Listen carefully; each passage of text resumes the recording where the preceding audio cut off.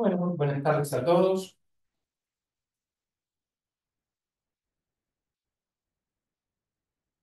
El Instituto de Derechos Reales del Colegio de la Abogacía de La Plata tiene el gusto de presentar, en el marco de la actualización de derechos reales y registrales, la exposición sobre reivindicación frente al adquirente oneroso de buena fe, análisis y límites, a cargo de la doctora María Florencia Español. Mi nombre es Carlos Castaño, nos acompaña en la mesa el doctor Fernando Pereira, director del Instituto de Derechos Reales, y la doctora Andrea Garbalena, presidenta de la Comisión de Derechos Registrales. Y pensamos también que había algunas autoridades del colegio, pero bueno, justamente hoy está la reunión del consejo, los nombramos también. Antes de comenzar, debemos decir que asumimos un compromiso de realizar sucesivos reconocimientos de las grandes obras que profundizaron el acceso al conocimiento de la problemática de los derechos reales. Hoy queremos hacer un sencillo pero sentido homenaje al doctor Jorge Horacio Alterini, un maestro inigualable de los derechos reales en Argentina.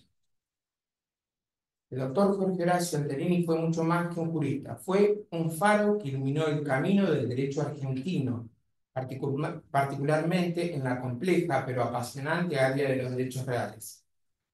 Su legado trasciende las aulas y los tribunales, dejando una impronta imborrable en la doctrina y la práctica jurídica de nuestro país. Lamentablemente, el doctor Alterini falleció el 3 de junio del 2018, dejó un vacío irreemplazable, pero su obra y sus enseñanzas perduran en muchos profesionales del derecho que son verdaderos herederos de su legado. Hablemos de su excelencia académica. Desde sus inicios, el doctor Alterini demostró una brillantez excepcional, tal como lo demostró cuando se graduó con medalla de oro en el Colegio Nacional Mariano Moreno de la Ciudad Autónoma de Buenos Aires y obtuvo el título de abogado en la Facultad de Derecho de la Universidad de Buenos Aires, también con medalla de oro. Su avidez permanente por ampliar las fronteras de su propio conocimiento lo llevó a obtener el doctorado de Ciencias Jurídicas y Sociales de la Universidad Nacional de La Plata y el doctorado honoris causa de la Universidad Notarial Argentina. Fue profesor emérito de la Universidad de Buenos Aires, la Universidad Nacional de La Plata y la Universidad Católica Argentina, transmitiendo su sabiduría a innumerables estudiantes. Fue una autoridad. El doctor Alterini fue un referente indiscutible en materia de derechos reales. Sus obras, como el Tratado de los Derechos Reales, son textos de consulta obligada para profesionales y académicos. Su participación en la obra integral sobre el Código Civil argentino, dirigida por el doctor Jorge Joaquín Llambías, donde estuvo a su cargo del sector de los derechos reales, es testimonio de su profundo conocimiento y su capacidad para analizar y explicar conceptos complejos. Contribuciones. Su influencia se extendió en el ámbito de la codificación. Fue coautor honorario del proyecto del Código Civil de 1998 que tuvo estado parlamentario en la Cámara de Diputados de la Nación. Su influencia en el actual Código Civil y Comercial fue de encomiable trascendencia. Fue director del Departamento de Derecho Privado de la Universidad de Buenos Aires y director del Centro de Investigaciones Jurídicas de la Universidad Católica Argentina, impulsando la investigación y el desarrollo del derecho. Su labor como director de la revista jurídica argentina La Ley y la revista jurídica La Ley de la Ciudad Autónoma de Buenos Aires contribuyó a la transmisión del conocimiento jurídico y el debate de ideas.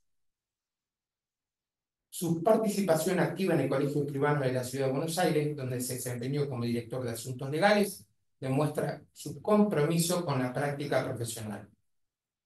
Un legado imperecedero. El legado del doctor Alterini se refleja en la formación de generaciones de juristas, en la claridad y profundidad de sus obras y en su contribución a la modernización del derecho argentino. Su figura es un ejemplo de excelencia académica, integridad profesional y compromiso con la justicia. En este homenaje expresamos nuestro profundo agradecimiento a la obra de un verdadero maestro por su invaluable contribución al derecho argentino. Su laborioso aporte y su ejemplo trascenderán en el tiempo como guías de todos los que nos comprometemos con el estudio profundizado del derecho, su difusión y la ciencia jurídica aplicada. Me parece que se merece el doctor Alterini un aplauso.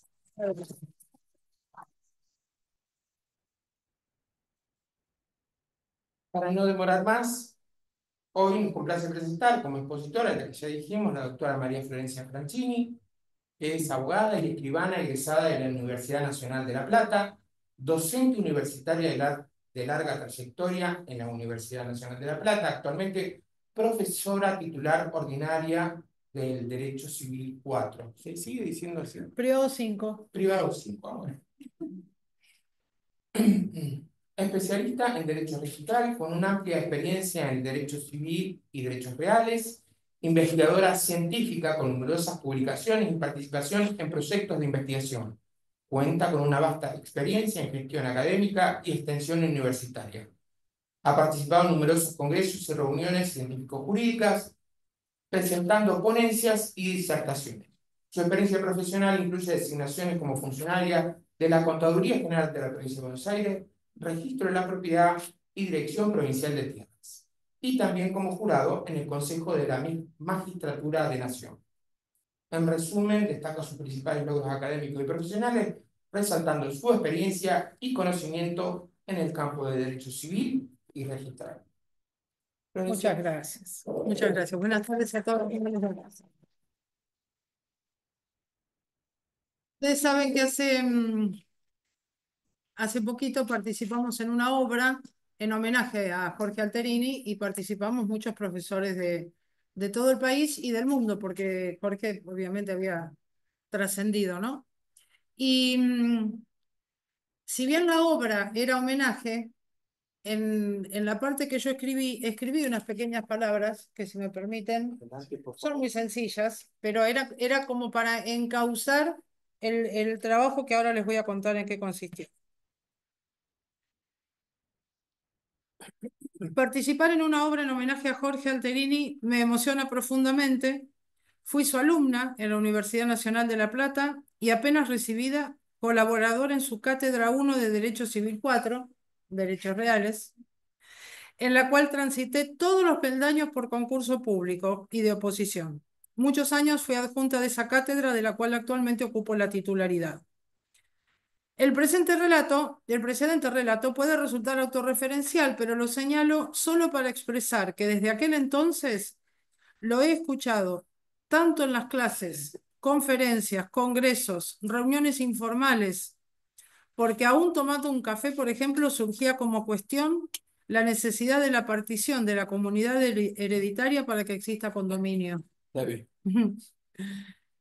He leído tanto sus obras, hemos analizado tantas veces el proyecto del 98, que lo siento presente en cada clase, en cada artículo que escribo, en cada idea que me parece novedosa, pero que seguramente tiene base en sus enseñanzas. En síntesis, lo extraño mucho. En base a esto, y en esa obra, justamente cuando participé en esa obra, se me ocurrió hacer una actualización de una obra de un artículo que para mí había sido la Biblia, en realidad para los que estudiamos con él todo lo que escribió, pero que era el artículo 1051 y el acto inoponible, se llamaba el artículo. Y cuando uno ve desde dónde arrancó y cómo llegamos hoy al 392, es el 1051 con toda la actividad que tuvo Jorge en la doctrina, pensando y repensando cómo se hacían en una adquisición a título oneroso y de buena fe, si aquel que confía en la apariencia tiene una protección o la protección es para el titular de un derecho al cual no se lo puede vulnerar, y si fuera transmitido tiene el derecho de la facultad de recuperarlo, ¿no? Entonces, eso es un poco la temática que vamos a ver hoy sobre este 392, que lo puedo llamar el 392 y el acto inoponible. En en la obra yo lo había puesto el artículo 392 y el acto inoponible, en paréntesis, en homenaje a Jorge Alterini.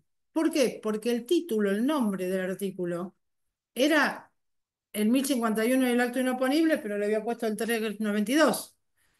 Por eso en homenaje era como que ya justificaba que en realidad conocía ese trabajo y era un homenaje a él. Pero la editorial le sacó como toda la obra en el homenaje, entonces me sacó ese pedacito del título. Entonces me quedé como robando el nombre que le había puesto Jorge a su artículo original. Pero pensando en nuestro ejercicio profesional y pensando también en aquellas cosas que aprendemos cuando y las repetimos, no sé, tal vez nuestros alumnos chiquitos de ahora no saben que a los torpes se les cierra la puerta de los tribunales, pero para nosotros era una frase, ¿sí? Nadie puede invocar su propia torpeza. Claro. Entonces, eso, y el adquirente de buena fe y a título oneroso frena la reivindicación. Mm, siempre, siempre. Y ese es un poco lo que vamos a ver hoy, ¿no? Si puedo manejar esto.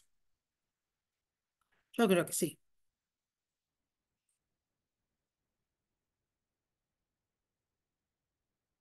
Algunas preguntitas para empezar, ¿no?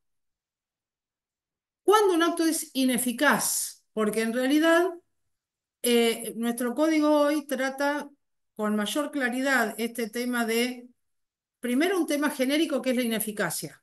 ¿Y cuándo un acto es ineficaz? Cuando no produce efectos, o también es ineficaz cuando produce efectos, pero no los propios de ese acto. Porque si nos quedamos con que el acto ineficaz no produce efectos, el código al capítulo lo llama efectos de la nulidad. Entonces, ¿produce o no produce efectos?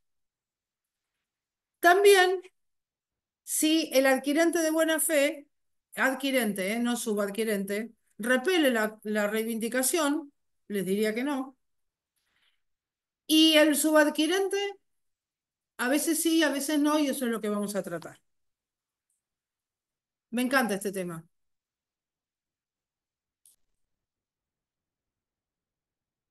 No saben lo que me cuestan los...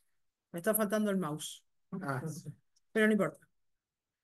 En esta pretendida transmisión de derechos, si una persona le transmite a otra un derecho que tiene y esa persona lo adquiere y lo transmite a otra, esa cadena es perfecta, esa transmisión de derechos no tiene conflictos y lo más probable es que no necesiten ni un abogado ni una abogada. ¿Cuándo entonces se necesita de nuestra participación y con nuestro conocimiento? Cuando algo de esta cadena falla. Por eso, si pensamos en alguna de estas fallas, de estas uniones de actos, pensamos, ¿qué pasa si el acto entre A y B es nulo? Y B se lo transmite a C. Pero claro, B transmite un derecho que no tiene, porque no lo adquirió porque proviene de un acto nulo. Entonces, una de las consecuencias de los actos nulos es que vuelven las cosas al estado anterior, al momento de su celebración. Entonces, entre A y B, estos efectos sí se producen, la cosa vuelve a A. Pero ¿qué pasa con este subadquirente? Yo lo pongo como que frena la reivindicación. Ahora nos preguntamos, ¿siempre? Y acá es donde juega el 392. El 392 dice, ahora lo tengo una vez y lo tengo por segunda vez porque después que vemos sus antecedentes es como otro 392. Dice, todos los derechos reales o personales transmitidos a terceros sobre un inmueble o mueble registrable por una persona que ha resultado adquirente en virtud de un acto nulo quedan sin ningún valor y pueden ser reclamados directamente del tercero.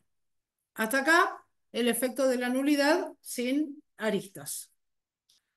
Excepto contra el subadquirente de derechos reales o personales de buena fe y a título oneroso.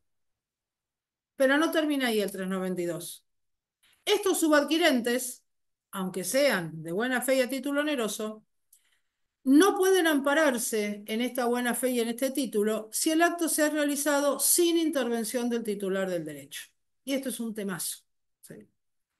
Porque acá es donde no siempre se frena la reivindicación.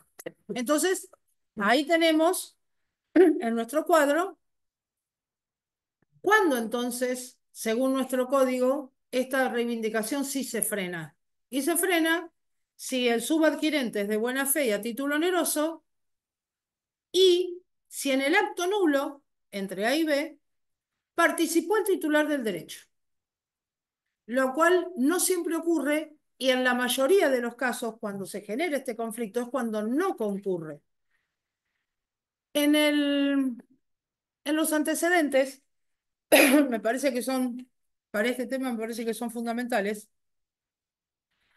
tenemos la situación del subadquirente en el derogado código, la situación del subadquirente también en el derogado código, pero a partir del 17.711, y cómo llegamos al Código Civil y Comercial. ¿Qué decía el 1051? Que estaba ubicado en el mismo lugar donde está el 392, estaba en nulidad, ¿sí? O sea que siempre estábamos hablando de estos actos nulos que en algún momento estaban generando algún efecto, porque los actos nulos no generan los efectos de los actos válidos, pero sí generan efectos. Y decía, todos los derechos reales o personales transmitidos a terceros sobre un inmueble, después este código le incorpora muebles registrables, por una persona que ha llegado a ser propietaria en virtud del acto anulado, quedan sin ningún valor y pueden ser reclamados directamente al poseedor actual. Hasta acá, y era lo único que decía el artículo, ¿qué vemos que tenía, qué prevalecía? Claramente los derechos del titular del derecho, ¿sí?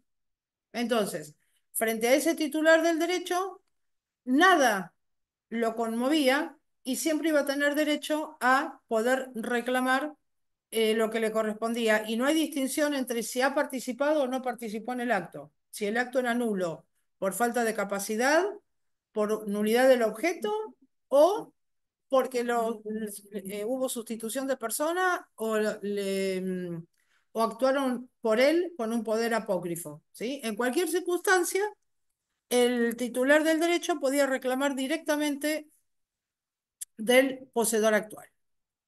¿Qué tenemos acá entonces? La posibilidad siempre de reivindicar cuando este acto era nulo y el gran debate generado en el marco de esta ley, en el marco de lo que decía el código, que es qué pasaba con los que celebraban un segundo acto confiados en la apariencia del primer acto. Confiados con debida diligencia, ¿sí? Pues nosotros sabemos que hay veces que la gente nos dice, no, yo soy de buena fe porque yo lo pagué, ¿sí? Y les tenemos que explicar que el tema es a quién, y es un tema permanente, eso, ¿no? Entonces, ¿qué pasaba con este subadquirente que podía haber realizado este acto? El artículo no lo nombraba. ¿Por qué no lo nombraba? Porque el 1051 en su redacción originaria tomaba la concepción literal del nemo plus iuris, que estaba en el 3270. Nadie puede transmitir un derecho mayor o más extenso que el que tiene y por lo tanto nadie puede adquirirlo. Ese nemo plus iuris lo tenemos igual hoy también en el 399, que le pusieron una coma y una cosita que nos abre un montón de puertas, porque dice, excepto en los casos en que la ley expresamente lo autorice, y ahí buscate en todo el código. Empieza a abrir. Para, claro, ¿sí? Cuando los artículos tienen punto, es un principio general. Cuando tienen coma y excepto, que este código tiene un montón, ¿sí? Un montón, es como que todo es, pero puede no ser. Este Nemo Pluriuris, entonces, y este 372 se completaba con en los derechos reales, con la parte de tradición, donde decía que nadie puede transmitir una cosa de la que, o sea, solo puede transmitirlo quien es dueño del que la hace. Eh, Esto estaba en reales. Y en la parte de contratos, en la compraventa decía las cosas ajenas no pueden venderse. Entonces, todo esto hacía que el 1051, con ese parrafito solo, tuviera claramente, estuviera compasado con el código. Vinculado esta severidad, ¿no?, de este principio, con que a quien se le daba prevalencia era el titular del derecho. ¿Y qué pasaba entonces con la protección de los subadquirentes que habían confiado en la titularidad de ese derecho? Y se buscaban soluciones con el juego armónico de otros artículos. Estos dos artículos, claro, cuando tenés que hacer un juego armónico de artículos, ¿qué puede pasar? Que un juez lo haga, ese juego armónico, pero el de al lado no. Entonces, con el mismo código, llegar a soluciones diferentes. Esta desigualdad es la que se pretende evitar cuando un código trae normas claras. Porque cuando a veces nos dicen, no, nosotros acá especificamos todo, pero al lado no. Sí, bueno. Entonces, cuando esto ocurre, el mismo ciudadano tiene, como pasaba, ¿se acuerdan con el bien de familia? Solo los cónyuges, en la mayoría de las provincias, en ese momento en la provincia de Buenos Aires decíamos concubinos, los concubinos con hijos sí, ¿se acuerdan del informe de asesoría del 82? Pero era lo mismo. En Buenos Aires sí, en Córdoba no, en Rosario no, con la misma ley de la protección. ¿Cuál era este juego armónico de los artículos que estaban en acción reivindicatoria? El 2777 y el 2778. A contrario de lo que decían, se podía deducir que entonces la reivindicación contra el subadquirente de buena fe y a título oneroso no prosperaba. ¿Por qué? Porque el 2777 decía que progresaba la acción contra los adquirentes si de buena fe y a título oneroso si el enajenante había sido de mala fe. Y el 2778 decía que prosperaba si el enajenante era de buena fe y el adquirente también era de buena fe, pero a título gratuito. Entonces, como nombraba en uno el título gratuito y en el otro nombraba al transmitente de mala fe, si el transmitente era de buena fe y el adquirente era a título oneroso, entonces frenaba la reivindicación. Artículo que no estaba. Lo único que estaban era cuando prosperaba. Entonces, al revés, entonces sí, bueno, entonces no prosperaba.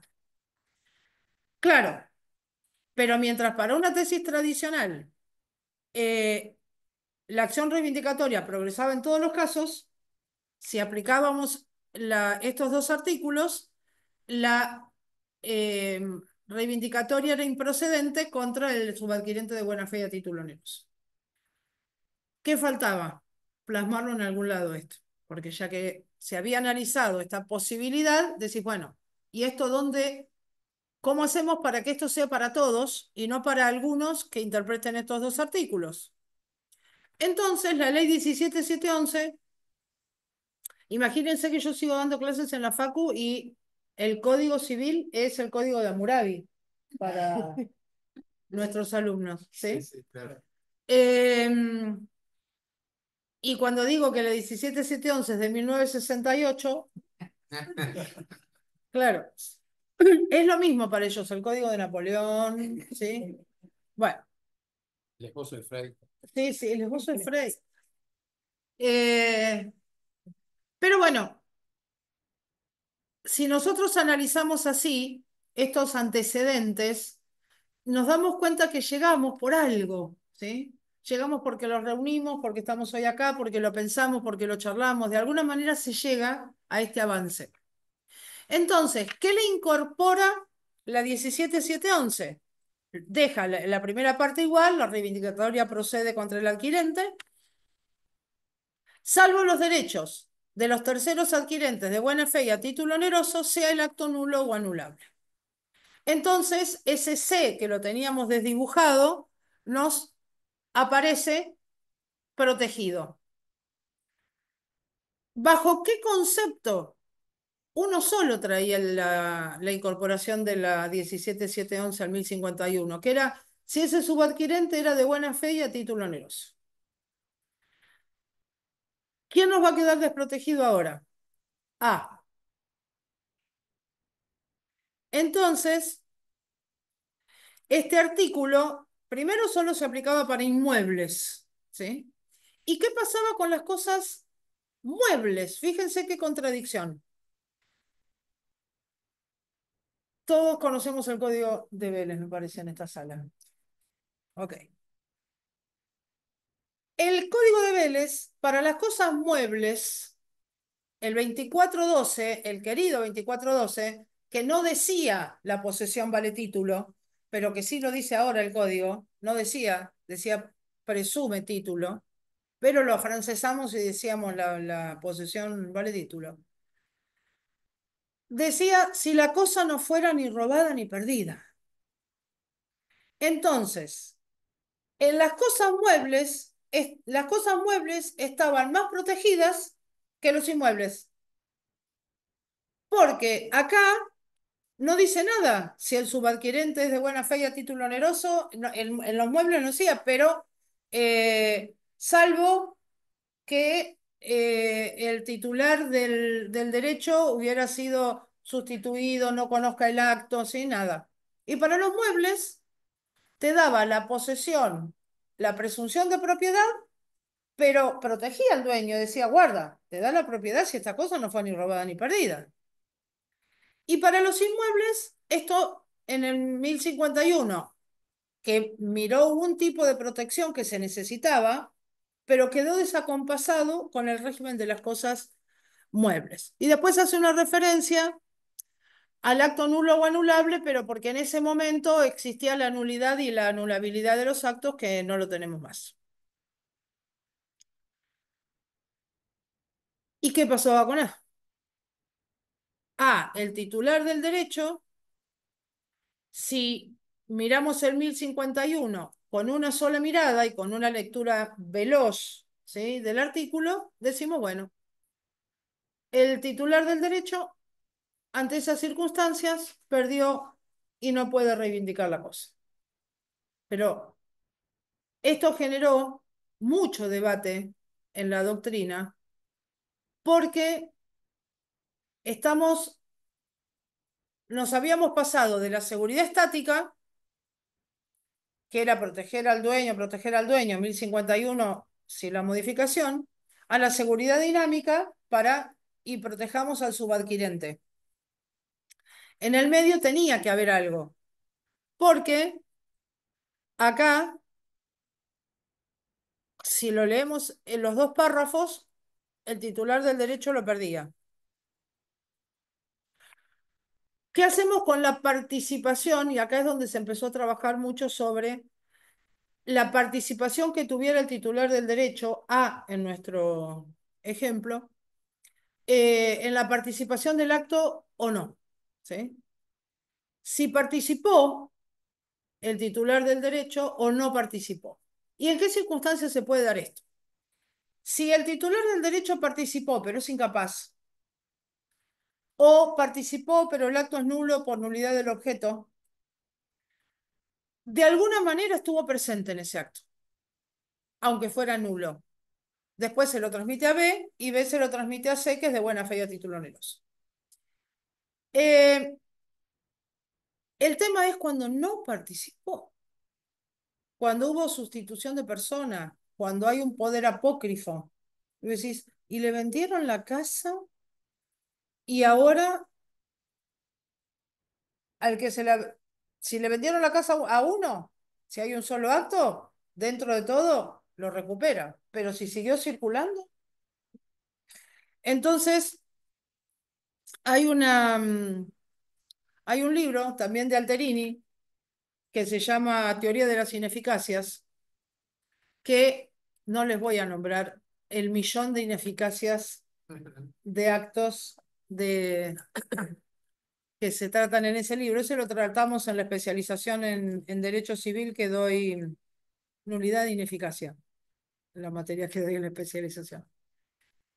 Eh, pero distingue una ineficacia, primero distingue no, dos, ¿no? Una que es la sustancial y la otra es la operativa. Esto es cuando hay una ineficacia por algo que ocurre en la génesis, en el acto mismo, y otra cuando ocurre en los efectos de ese acto, donde ahí está la inoponibilidad. Y en los de la sustancia, en el ser del acto, marca estas ineficacias cuando el acto se realiza con autoría del legitimado o sin autoría del legitimado, que sería otra expresión para vincular, para referirnos a lo que ya veníamos diciendo, que es si participó o no participó. Entonces, hasta ahora, con el agregado de la 17711, hubiera participado o no el legitimado, las consecuencias parecían ser las mismas. ¿Por qué no tuvo tanta consecuencia? Porque siempre, aunque no estuviera escrito en el 1051, la protección de, o por lo menos minimizar la teoría de la apariencia, siempre estuvo presente en nuestra doctrina. Por eso en el artículo eh, hay expresiones hechas por Hayton, por ejemplo, que decía, sería como una expropiación que le haces al dueño. O sea, si, bueno, lo lamento, circuló, lo perdiste. Entonces, en base a esto, volvemos ahora al 392. Que fíjense que está en el libro primero, en la parte general, en el título cuarto de los actos, hechos y actos jurídicos, en el capítulo 9, que habla de la ineficacia de los actos jurídicos, y en la sección cuarta, que es efectos de la nulidad. El primer gran efecto de la nulidad está en el 390, que dice que vuelve las cosas al estado en que se hallaban antes de que el acto se declarara nulo y obliga a las partes a restituirse. ¿Cómo tienen las partes que restituirse? De acuerdo a su buena o mala fe. Entonces, ahí tenemos que ir a la parte de cuando el que pierde una reivindicación tiene que restituir la cosa, donde, por ejemplo, hace suyo lo percibido en su instancia de buena fe. Entonces, eh, no debe restituir los frutos percibidos. El de mala fe los debe restituir. El de mala fe, incluso si es vicioso, el que no, hasta los que dejó de percibir por su culpa. Entonces, todo esto que restituye está en base a ese juego de la buena o la mala fe, cuando es mejoras útiles, necesarias, suntuarias, ¿sí? Y de buena fe o de mala fe, vicioso o no vicioso.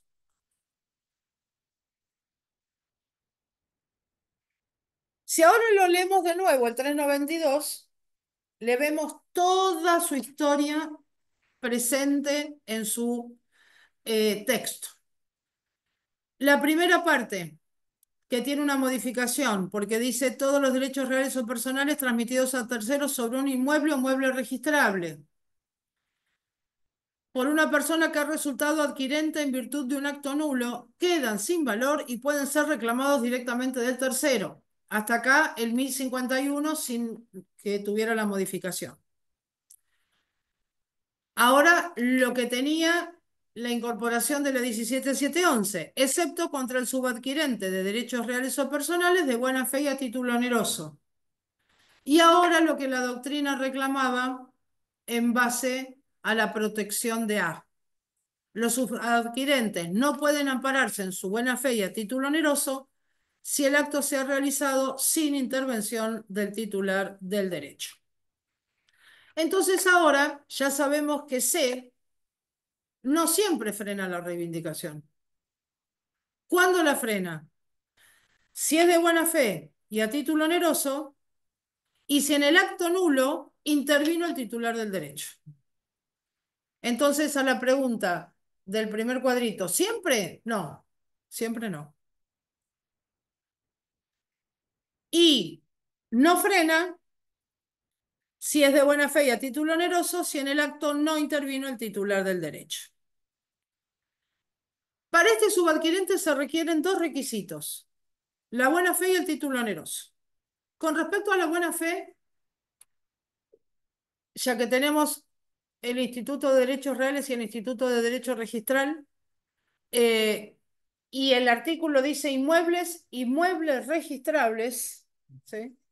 Entonces, esta posibilidad que nos da los registros para informar es lo que nos permite ser de buena fe. Y fíjense, ¿no? Esto ya lo sabemos, ¿no? No quiero que se hayan venido hasta acá para escuchar esto que voy a decir ahora. Pero cuando nosotros decimos que una persona es de buena fe, cuando no tiene la menor duda, ¿m? Cuando está convencido. Sin embargo, nosotros sabemos que nuestros registros no convalidan títulos. Entonces nosotros decimos, podría ser nulo. Esa duda nos tendría que transformar en mala fe. ¿Por qué por suerte no nos transforma en mala fe? Porque a través de la confianza que nos brinda, porque es el medio que tenemos para conocer. Ese medio que nos permite conocer esa titularidad es la que nos permite confiar en esa información. Y aunque ese título sea nulo, esa información que nos brindan los registros es para nosotros fidedigna, después lo podremos discutir si no lo es. Pero conocer la no convalidación del título, ese saber que podemos dudar de la validez del título no nos transforma de mala fe. Que después vamos a ver un artículo, pero que cuando habla del subadquirente de cosas muebles, el código habla expresamente de cosas muebles registrables, habla expresamente del estudio de la documentación pertinente. Porque no es solamente yo confié en lo que me dijo. No tendrías que haber confiado tanto en lo que te dijo. Porque ahí la buena fe que la gente entiende que tiene no es la del código, ¿sí? Cuando nos dice, se lo pagué porque me dijo que era el dueño. Y esa no es la del código. Nosotros entendemos que le creyó. Lo que pasa es que las herramientas que tenía para conocer si esto era así estaban en otro lado y estaban en los registros. Y el otro tema el otro requisito es el título oneroso, que siempre va a estar cuestionado. ¿Por qué solo las adquisiciones a título oneroso? Primero que el requerir el título oneroso ya te desmerece la buena fe, porque te adoro, sos de buena fe, pero si es a título gratuito, tu buena fe, ¿sí? Y a su vez, tampoco es cierto que el que no obtuvo un beneficio inmediato, o no, una desventaja inmediata, entonces, así como lo recibió, nada pierde cuando lo tiene que entregar. No es así, porque ya entró a su patrimonio, porque vivió en consecuencia, porque creyó que el donante, cuando se lo donaba, era su dueño y no provenía de un título anterior nulo. Entonces, tendríamos que alguna vez pensar, porque además también vivimos en este mundo de la simulación del acto oneroso para proteger la buena fe. Entonces, un día tendríamos que decir, sentémonos y charlemos esto del título oneroso. Cuando a Alterini lo nombraron miembro de la Academia de Derecho, que es una ceremonia muy impresionante, dan una charla, que no se llama charla, a los que ya son miembros de la academia, que están todos sentados y esa persona expone y es su charla de recibido, como su bautismo. Yo nunca lo había visto a Alterini nervioso y ese día lo vi nervioso. Yo digo, lo que debe ser este acto, Debe ser la trascendencia. para que esté nervioso, nunca lo vi nervioso. Nunca lo vi nervioso en una charla, ¿no? Su tema fue las adquisiciones a título gratuito y poder desmitificar las transmisiones a título oneroso. Y hace referencia a, a una constitución, creo que del año 600 de Japón, que decía que tenía un solo artículo y que los ciudadanos se deberían comportar de buena fe. Suficiente. Suficiente. O sea, si tenés eso, ya está todo. Entonces, este título oneroso, hoy no lo podemos evitar o hacer una interpretación, porque si hay algo claro es el título oneroso. Pero sí tal vez, volviendo a revisar el 1051, ahora el 392, nos debamos una charla sobre por qué la buena fe se ve opacada por el título oneroso, porque si sos de título gratuito, tu buena fe no te alcanza. Entonces, ¿es tan importante la buena fe? Y para nosotros sí. Ahora, el que lo recibió a título gratuito no va a estar muy conforme con esto.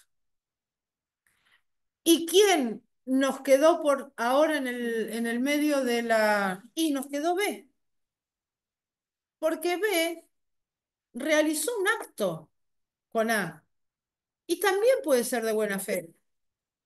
No sabía que la persona no era Carlos Castaño, porque apareció con el DNI de él. Entonces, obviamente, frente al escribano, frente a todos, ¿sí? Porque estos actos tienen la forma establecida por la ley. No estamos en un boleto. Entonces, o el poder apócrifo, también lo puede haber creído. Lo que pasa es que a él no le llega, a Ben no le llega la protección de no poder, de poder frenar una reivindicación por ser de buena fe y a título oneroso. Por eso cuando decimos el adquirente de buena fe y a título oneroso frena la reivindicación, no, el subadquirente. El adquirente, a él le corresponden las consecuencias de los actos nulos. Se restituyen las cosas. Pero tenemos una solución para B. B tiene un justo título que le permite prescribir con la prescripción corta de 10 años. El justo título, el que necesitamos para transmitir correctamente un derecho real, es un título suficiente. Como el acto que celebraron entre A y B es nulo, no es título suficiente. Por eso no le alcanza para adquirir el derecho real. Y cuando transmite, no transmite el derecho real. Por eso C no tiene una adquisición de un derecho real derivada. La tiene originaria porque se la da la ley. La ley es la que dice el subadquirente de buena fe tituloso tiene el derecho real. No puede ser derivada porque viene de actos nulos. Debe, o del que celebró con el titular este acto nulo, el código no dice, no solo no dice que mm, frena la reivindicación, sino que le caben las consecuencias de los actos nulos. Pero el justo título, que está en el 902, no, 1902, dice, el justo título para la prescripción adquisitiva es el que tiene por finalidad transmitir un derecho real principal que se ejerce por la posesión, revestido de las formas exigidas para su validez, cuando su otorgante no es capaz o no está legitimado el efecto. Acá entran los dos supuestos. ¿Participó o el que participó no era legitimado? ¿Sí? Acá entran los dos supuestos, con autoría o sin autoría del legitimado. Entonces, le faltan el título suficiente, de acuerdo al 1892, tiene requisitos de fondo y de forma. Los requisitos de fondo son la capacidad y la legitimación, dice el artículo 1892. La capacidad y la legitimación. Y los de forma, de acuerdo a qué cosa se trata, en el caso de los inmuebles, la escritura pública. Entonces, este justo título tiene la escritura pública y le falta un requisito de fondo, o la capacidad o la legitimación. El justo título solo no le alcanza, tiene que ser de buena fe. La buena fe requerida en esa relación posesoria consiste en no haber conocido ni haber podido conocer la falta de derecho a ella. Cuando se trata de cosas registrables, la buena fe requiere el examen previo de la documentación y constancias registrales, así como el cumplimiento de los actos de verificación pertinentes establecidos en el régimen, en el respectivo régimen especial. Entonces, cuando quien transmite no es capaz, estamos ante un supuesto de título, de justo título. Cuando no participa el titular del derecho, que estamos en la venta non domino, nos preguntábamos, y esto lo debatimos mucho en las Jornadas Nacionales de Derecho Civil del 2019, que el tema fue prescripción adquisitiva. Entonces, si cuando no había participado el titular del derecho, entonces quien lo adquirió tenía o no un justo título importantísimo para la prescripción corta. Si no, tenía que ir a la prescripción larga de 20. Entonces, en esas jornadas, por unanimidad, a las Jornadas Nacionales de Derecho Civil vamos todos los profesores de Derecho Civil del país. Nos matamos. Pero a veces, por unanimidad, decimos, están comprendidas las transmisiones a non domino en el justo título. Es decir, que si en el acto no participó A, B tiene un justo título que le permite una prescripción corta. Esto estaba en el 4010 y en el 4011 del Código de Vélez.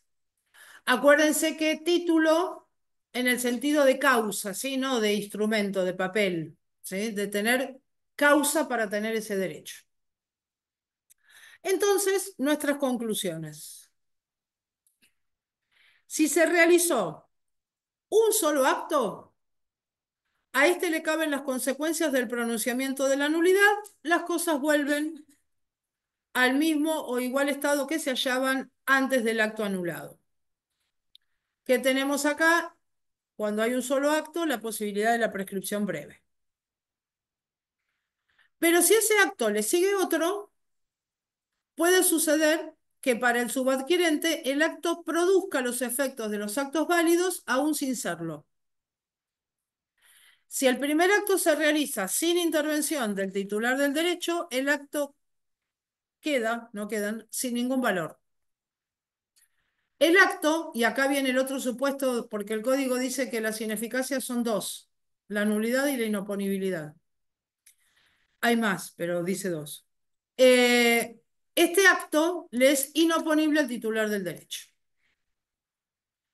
Ahora, si el primer acto se realizó con intervención del titular del derecho y la nulidad es a raíz de la capacidad de la forma del objeto de la causa, el acto queda sin ningún valor y los derechos transmitidos pueden ser reclamados directamente del tercero si este tercero es de mala fe o es de buena fe pero a título gratuito.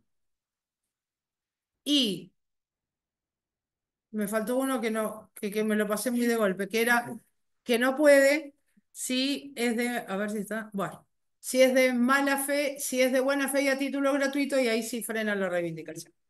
Y ahora sí, muchas gracias el que estaba ahí.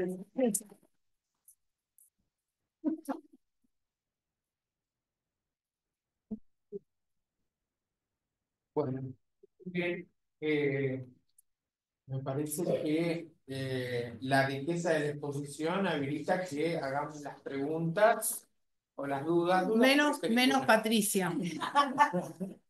Oh, no. Desde una larga exposición. Sí, Patricia, adelante. Divina, excelente, como siempre. Ay. Felicitaciones. Ojalá uno hubiera estudiado con profesores así, toda su vida. Bueno, más Gracias. allá de ser tan dulce, la pregunta es, Sí, ¿cuál es el título que tiene que existir para retrotraer o no la situación cuando se da el caso? A sí, hacia C, que se puede repeler o no, porque es lo mismo, que va a ser judicializado, sí, claro. obviamente. Sí, Basta para retrotraer el dominio al estado anterior el título que tenía, supongo que sí, el origen. claro. Pero en el caso del tercero, con el título y la sentencia deberá proceder. Porque si hay alguna medida anotada en el dominio en cuanto al juicio que se está llevando a cabo, sí. Yo creo que si hubiera habido cautelares, algo hay que levantarlas en ese juicio. Y yo acompañaría siempre la escritura, porque C tiene escritura, si estamos en inmueble, ¿no? Y la sentencia. Porque la escritura la va a llevar para todos lados, pero en realidad su título no se lo dio la escritura, se lo dio la ley. una sentencia. Claro, una sentencia. Que debería inscribirse o no. ¿No se podría inscribir para noticiar esa sentencia en el dominio? Se podría como para completar o tal vez para cambiarle la causa. Porque cuando tenemos, claro, porque cuando tenemos en el rubro A, que es el titular, dice es titular por compraventa, número tal, y en realidad esa es nula. Entonces, tal vez lo que hay que ampliar es que es titular por sentencia. Claro. Porque Y no requerirle otro título. no, hacer una escritura que diga esto no. Aunque el título esté cuestionado. Claro, Yo le digo que lo mejor sería la publicidad de esa sentencia. sí, para mí sí. Y para mí necesariamente forma parte de lo que tiene que llevar cuando se lo quiere transmitir a otro. Claro. Porque si no viene de una cadena donde no le pertenece. Titularidad o condiciones del dominio, la sentencia. No. Sentencia va a determinar que el título que obtuvo ese tercero es válido. Así deberá ser. No es válido. Valida que el tercero Es titular. fue reconocido como titular. Exacto, sí, exacto. A eso me refiero. Exacto, sí. Entonces debería constar en el dominio para validar su titularidad. Sí. Porque entonces si no, Su causa. entonces si no el título, si me lo detectan, me lo declaran nulo porque hubo una falta, Sí. no sirve. No. El nuevo título que tengo es como en una usucapión. Es una sentencia, Es claro. una sentencia, ese va a ser mi título. Por eso me parece muy importante estas charlas, porque como lo que siempre dice el artículo es frena la reivindicación, nosotros tenemos que decir, no, espera, no solamente frena la reivindicación, es una manera de adquisición de los derechos reales de origen legal, porque frenás la reivindicación, ¿y qué sos? Claro, está diciendo lo que pasa con A, pero Claro, está diciendo lo que pasa con C. Claro, si sos, mira, gané, porque frené la reivindicación, ¿y qué sos? Sos dueño, claro. Y eso la sentencia tiene que decir dos cosas. Tiene que decir, no procede la reivindicación porque es de buena fe y a título oneroso, y además es dueño. ¿Y desde cuándo? Lo tiene que decir. ¿Y desde cuándo? Sí, que yo creo que le va a poner desde La fecha de la adquisición. desde el título. Supone. Sí. Y Que también, perdóname, ya te digo, que también en la prescripción corta mejora el tema de digamos, desde cuándo es dueño, ¿sí? Que también en estas jornadas propusimos que se cambie lo que puso este código con respecto a la sentencia. Desde la sentencia. Exacto. Estamos- Porque sí, no es, no es coherente. espantoso. Sí, no hay coherencia. Espantoso. Desde el justo título, si tenés justo título, es retroactivo a la fecha del justo título, y si lo ganaste por la prescripción larga, el juez tiene que decir desde Ojalá. cuándo sos dueño, que es desde cuando cumpliste los 20 años, y si durante esos 20 años hay hipotecas, embargos o sea, sos un usucapiente que te Claro. querés. Claro. Claro, claro. Otra cosa que analizamos ahí también fue esa anotación de litis cuando iniciase el juicio de usucapión. Sí. ¿Sí? Si es la cautelar común del Código Procesal o es una de fondo y por lo tanto no necesita ser, Restricta. claro, si caduca o no cada 5 años. Sí, ¿qué ibas a decir? La segunda vez tenemos adquirente, tercero, primer adquirente y segundo Sí, subadquirente. sí. ¿Hasta dónde llega la línea de subadquirente para esto? No, El no tiene, subadquirente transmite y el otro transmite. claro, no tiene límite. Lo que sí, podríamos ponerle un límite en los 20 años de la prescripción larga. Sí, eso, ¿sí? porque decir, pero cuando dice adquirente, yo adquirente parece que te quedaras ahí, hasta No, la no. tercera, y que después No, vuelva- el cuarto llega también. Y al quinto también. siempre que sea dentro de los 20 años del primero. Sí, salvo que la otra persona que haga acciones y no, y quien lo tenga en su poder con una cadena de hace 25 años, eh, no pongan la prescripción como defensa. Título 20 años. Que podría ser. Claro, Sí, no, lo que quiero, fíjate qué complicación si lo que se le ocurre es defender su título. Es decir, no, yo tengo un título perfecto porque mi título. Y el juez dice, no, tu título no, porque viene de acá, de acá, de acá, de acá, tu título no. Y no interpuso la prescripción adquisitiva, Claro. que podría ocurrir tranquilamente, que no lo haya hecho. De nada, corazón. Ay, me deja como una nena y Yo tengo una pregunta, Florencia. ¿Qué pasa con el subadquirente de buena fe a título gratuito en cuanto a las mejoras que realizó sobre el inmueble? Cuando tiene que restituir, porque no lo protege, Claro, y nos vamos al tema de la restitución, es tremendo este tema.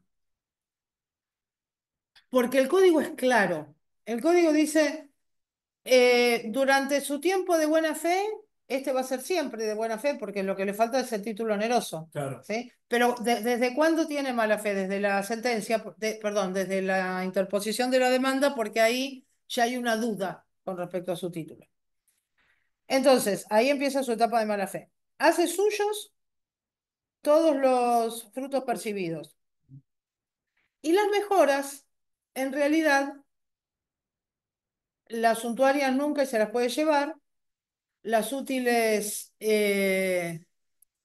depende de su utilidad, pero también incluso al de mala fe. O sea que al de título gratuito con buena fe, también hay que reembolsárselas.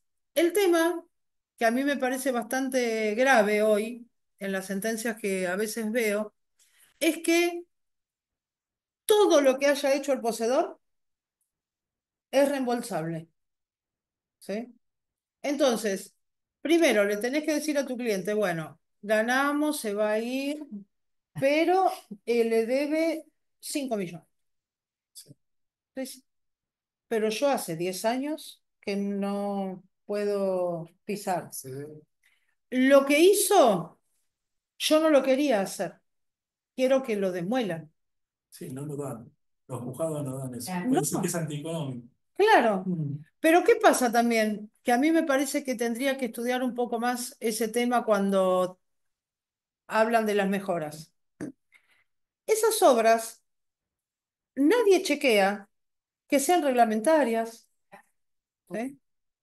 La solidez de esa construcción, pensemos que hizo alguna obra, ¿no? La solidez, si está convalidado por el Código de Planeamiento Urbano,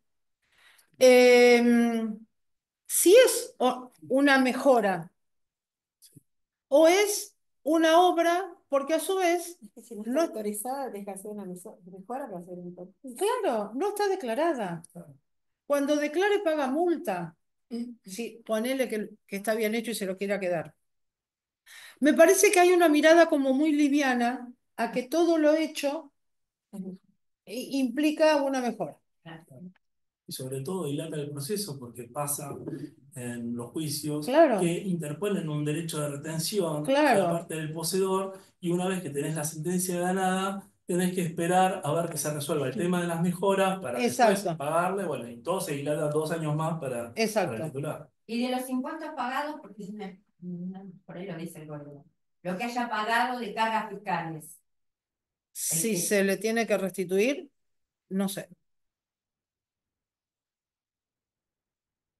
Claro, Todo porque depende hay de la buena. vacíos en ese aspecto. Yo ahí considero que todo depende de la buena fe o mala fe, porque si es un poseedor de mala fe y pagó impuestos, obviamente no hay que restituirle absolutamente nada.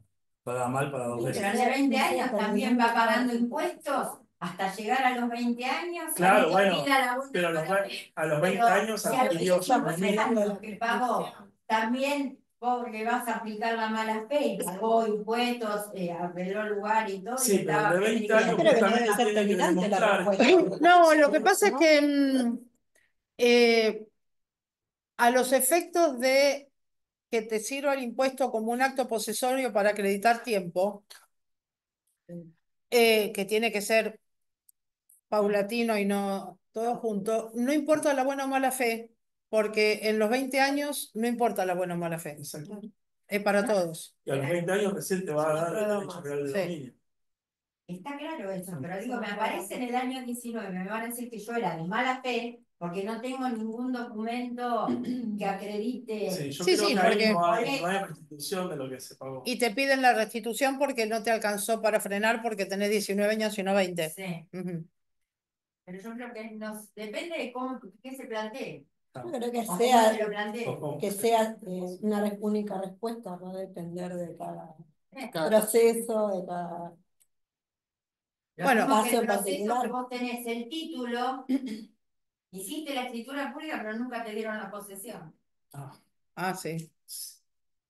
Bueno, pero por ejemplo, en las cosas muebles, como en los animales, eh, cuando tenés que restituir, eh, tenés que pagar la manutención que hizo Claro. el poseedor cuando lo restituye.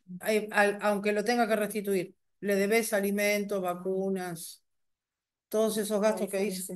Sí, sí, eso lo debes. Vamos a echar. Sí.